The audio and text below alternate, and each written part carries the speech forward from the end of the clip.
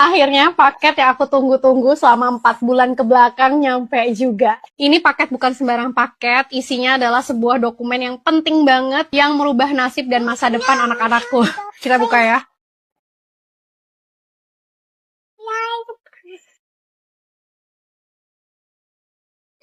Ini adalah surat dari Home Office Inggris yang menyatakan kalau anak aku yang kedua udah diterima jadi warga negara Inggris. Dan yang kedua, kita buka ya.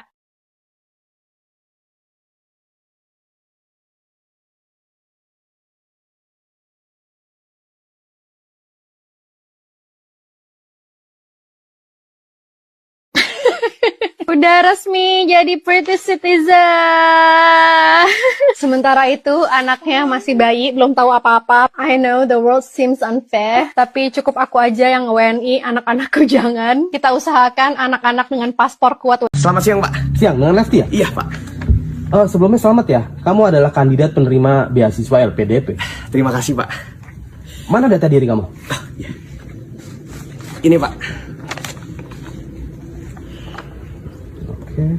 Loh, bapak kamu dirjen, ibu kamu eselon 2. Berarti kamu dari golongan mampu. Buat apa program ini?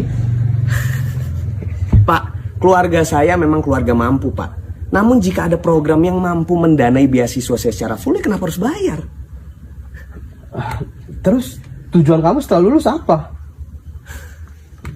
Saya akan kembali ke negara saya, Indonesia, dan menjadi rakyat biasa. Tentu saya akan berkontribusi untuk pembangunan negara ini. Bagus sekali. Kamu yakin dengan tujuan kamu tersebut?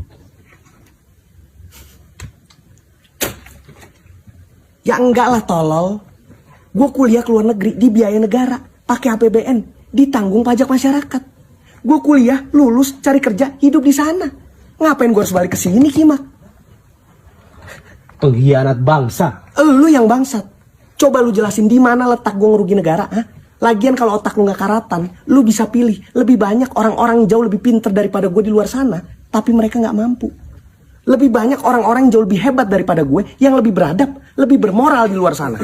Kenapa lu harus pilih gue? Kasihlah kesempatan beasiswa ke mereka yang lebih Jangan pantas. marah-marah dulu. Jangan marah-marah dulu. Udah, gini aja. Saya ke belakang dulu, siapin berkasnya. Oke? Iya, baik.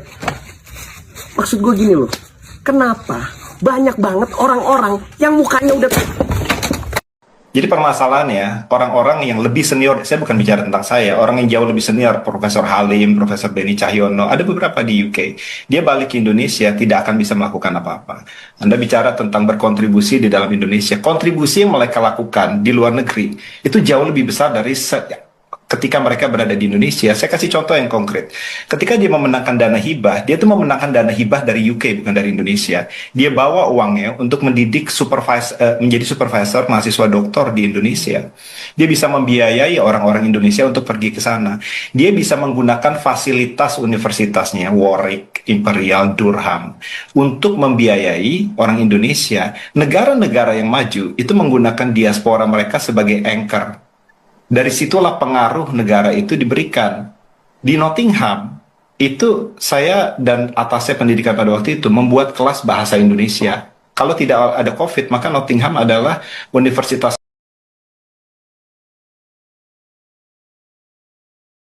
Indonesia, khususnya anak-anak muda, satu, susah cari kerja. Dari susah cari kerja saja, mereka jadi takut menikah. Mereka punya keberanian untuk menikah, kemudian mereka takut punya anak. Kenapa? Karena tidak ada kestabilan dan kepastian politik. Ini sama sekali nggak kerekam sama istana. Ini kompleks banget. Makanya saya bilang, melawan korupsi itu bukan cuma soal mengamankan uang negara, tetapi bagaimana memastikan semua distribusi keadilan yang harus sampai ke masyarakat itu tiba di seluruh sektor. Makanya saya tanya tadi, apakah Presiden punya rencana dalam mengelola negara? Kalau ketiadaan oposisi memungkinkan Presiden tidak tahu bahwa anak muda takut nikah dan takut punya anak karena ketidakpastian ekonomi dan ketidakpastian kebijakan, apakah itu masih harus dipertahankan?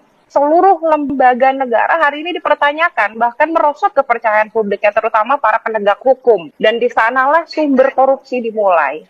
Ini bukan soal uang korupsi nanti didistribusikan kemana, pasti itu didistribusikan orang kembali ke kas negara.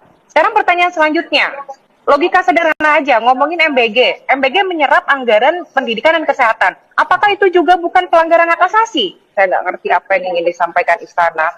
Karena yang jelas korupsi bukan hanya soal mencuri uang atau kas negara, tetapi juga adalah aktivitas yang menghambat terdistribusikannya keadilan di dalam seluruh aspek kehidupan warga negara. Sudah banyak cerita sampai ke saya, mahasiswa S3 yang dapat bantuan penelitian dari luar negeri untuk ambil data di negeri kita. Kok hasil penelitiannya malah jadi milik bangsa lain ya? Mau? Ya mau, kan dibiayai. Jadi kepintarannya buat siapa? Hasil pinternya buat siapa? Ada lagi cerita mahasiswa yang mendapat beasiswa ke luar negeri, berangkat dengan janji akan kembali. Karena ia di sana ia dapat kenyamanan, masa depan yang lebih pasti, penghargaan yang lebih tinggi, malah akhirnya milih tinggal, bahkan mengganti kewarganegaraannya. Jadi kepintarannya buat siapa? Hasil pinternya buat siapa? Bagi Haji Umar Said Cokro